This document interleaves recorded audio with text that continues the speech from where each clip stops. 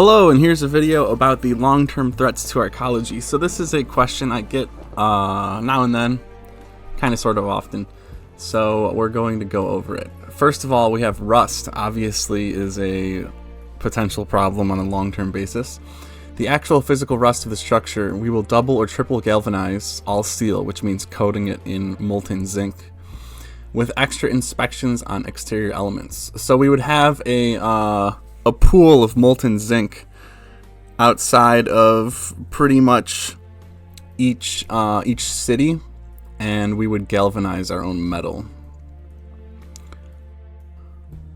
Scratches would be addressed. The exterior elements might be a problem, especially over a 50 to 100 year time frame. When you have these fluctuations in temperatures, when you have storms and rainfall and all of these things, it can cause some corrosion problems. So we might look into some potential solutions for the exterior elements. The interior elements, though, you don't have these fluctuations in humidity, you don't have the fluctuations in temperature, and you don't have any rainfall. And on top of the galvanization, which is a huge deal. So paint does not cut it, because paint is not really bonded directly with the steel. As far as I know, galvanizing the steel is far superior to mere paint, because paint will flake off, especially the temperature fluctuations and age degrades the quality of the paint, and the paint kind of just turns to dust, as you should know. Anyway, spent a little bit too much time on that. Moving on to culture, also known as degeneracy. If you look at all of these things, they're all related to entropy. So this is the entropy of the human mind, the collective mind, the decline of intellect, maturity, optimism, hope, and psychology. I would also put like kindness, the decline of kindness among the population. The fragmentation of relationships, things like this. This is all cultural decay. We have been living through this, so it's very familiar to everyone. I would say religion is a huge prevention, degeneracy prevention system, as well as the house party. I think prevents degeneracy, because you're strengthening those relationships. Kindness within the house party environment is very possible, and from my experience, my personal experience, people can be very, very polite, very positive. Even during like NFL games and stuff, all the strangers drunk enjoying the game, you don't really get a whole lot of nastiness. Like, people assume that, oh, strangers drinking together is going to be a terrible thing, and that is degeneracy. But you'd actually be, anyone who's actually experienced strangers drinking alcohol together, you would be surprised at the lack of degeneracy. Sure, there's cursing, sure, there's maybe some dirty jokes and stuff, but it can be quite wholesome. After all, wine was a delicacy for Jesus, wasn't it? The body or the blood of Christ brings people together. Moving on, spent too much time on that one. Fire. More and more elements of the Arkology design have been upgraded to metal for this reason. We actually had, I used plastic, was upgraded to aluminum recently. There are also new anti-fire innovations which will gladly be utilized. Sprinkler systems are a maybe because of their large installation costs. So, and then the sprinkler system could drip and cause water damage to the hexagons below it. I don't think the floor of the hexagons will be completely waterproof. There's also a pretty good airtight seal on the hexagons, meaning all of the oxygen will be consumed by the fire, and the growth of the fire will be severely restricted by a lack of oxygen. This anti-fire innovation that I'm specifically talking about I did not invent. They're these like balls or something. I don't know what chemical it is, but you throw it into the fire. There's this chemical reaction. The ball explodes, and it starves the fire of air and covers it in like some kind of chemical compound that is a flame retardant. So I saw some videos, some product demos of it, and it works remarkably well. So if we have some kind of regulation or suggestion or whatever to have 1 or 2 of those per hexagon, that will be go to incredible lengths to prevent this fire scenario from happening. Next up is war. So the Panarchist Constitution has never been attempted before in human history. The marketplace for defense. It may have been attempted during the Middle Ages. You may have seen a similar system during the Middle Ages. But this is like, we're talking about, you know, from the year 1000 to the year like 1600.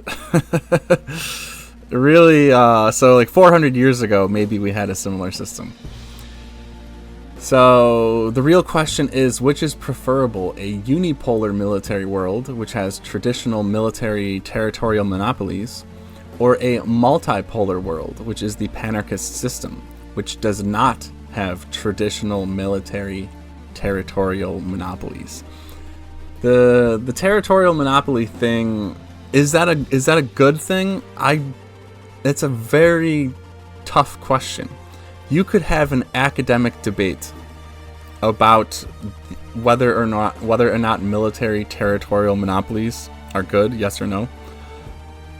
You could have academia debate that question for 3 hours, 5 hours, and there would still be a lot of questions questions in the air.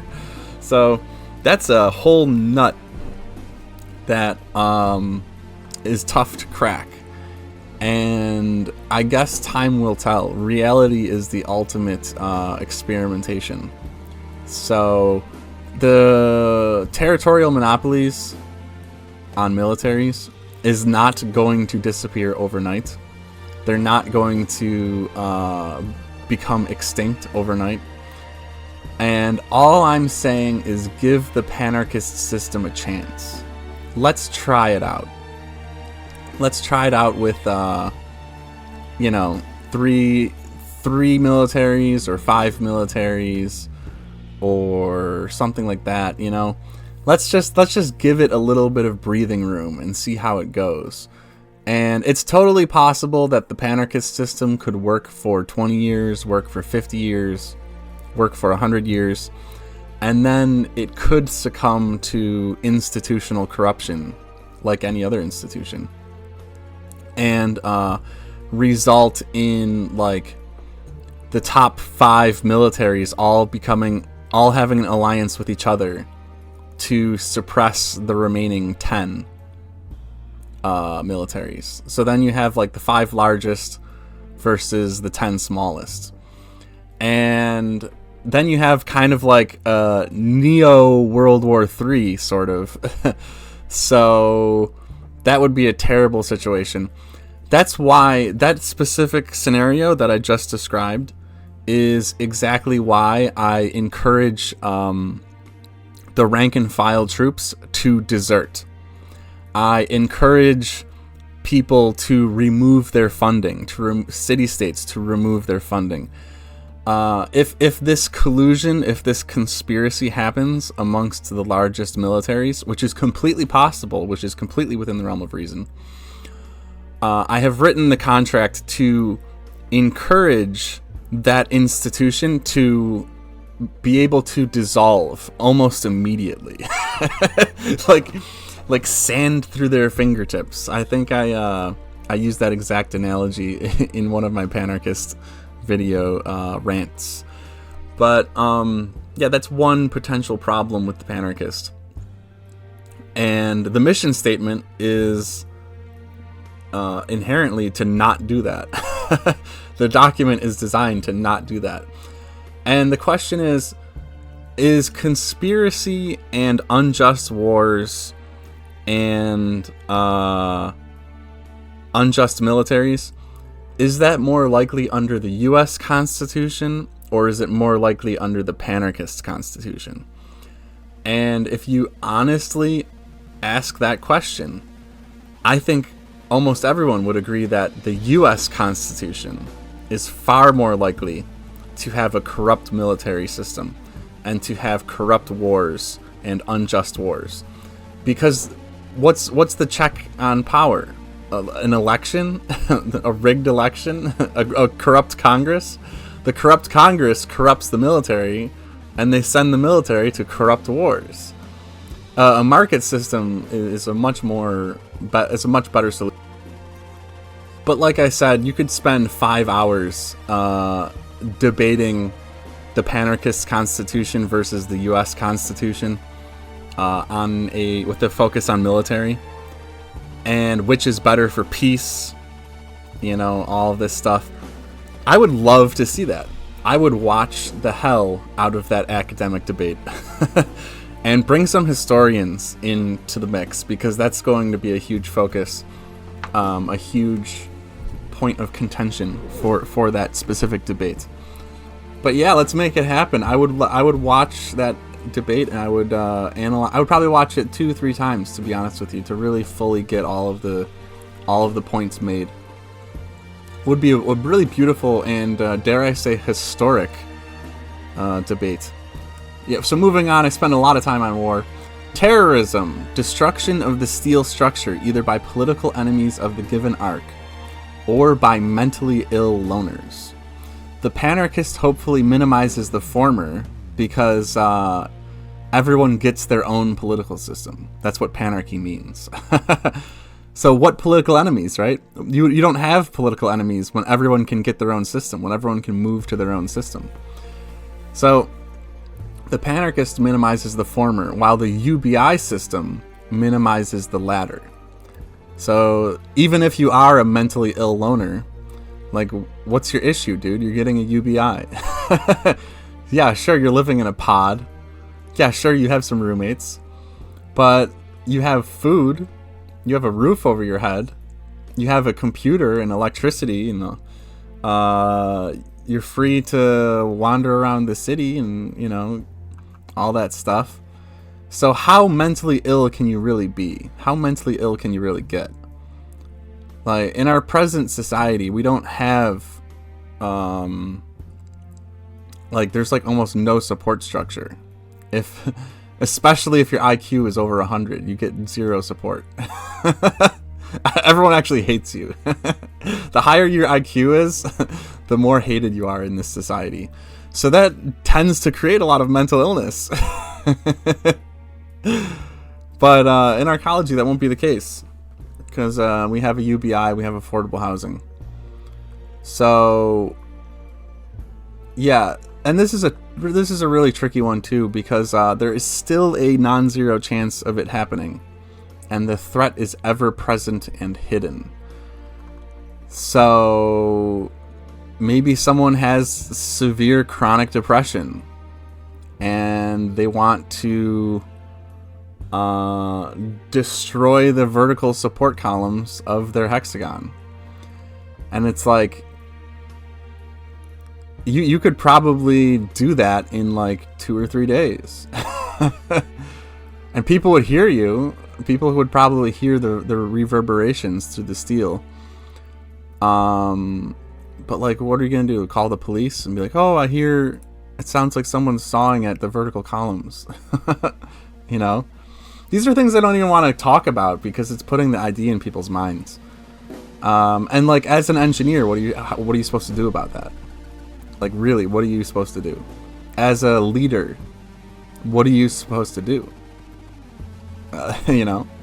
It's something I don't even like discussing. So we're going to move on to democracy. Overthrowing conservative monarchs, hexarchies, etc., and then forcing an ever higher tax burden and UBI system. Drowning in a tax and spend economy. The Covenant, aka social contract, slows this down to take roughly 20 years, but it's still possible within the document. So this is a really important change that I've probably talked about twice. is you can only change the tax rates 0.9 to 1.1x per year. It used to be 0.8 to 1.2. I thought about changing it back to 0.8 to 1.2. So that doubles the potential speed of change. But in our current nonsensical constitution, the tax rate can go from 0 to 90% in 1 year. Or it could go in like a day. Congress can change the tax rate from 0% to 90%. What a stupid system we have. What an unbelievably dumb system. Without any input from the general public, because it's representative democracy. So once again, the long-term threats to Arkology are severely, severely less than our present long-term threats to society under the U.S. Constitution.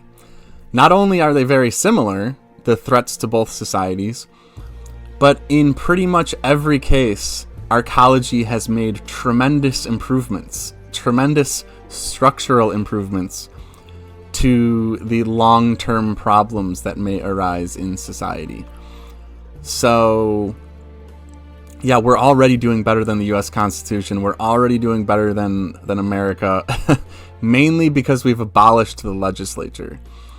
So, like, the democracy problem is fundamentally a problem with the legislature in our present society. And that problem is, like, really the focus of the Covenant, is getting rid of or solving the legislature problem. And I think I've done a really good job in that regard.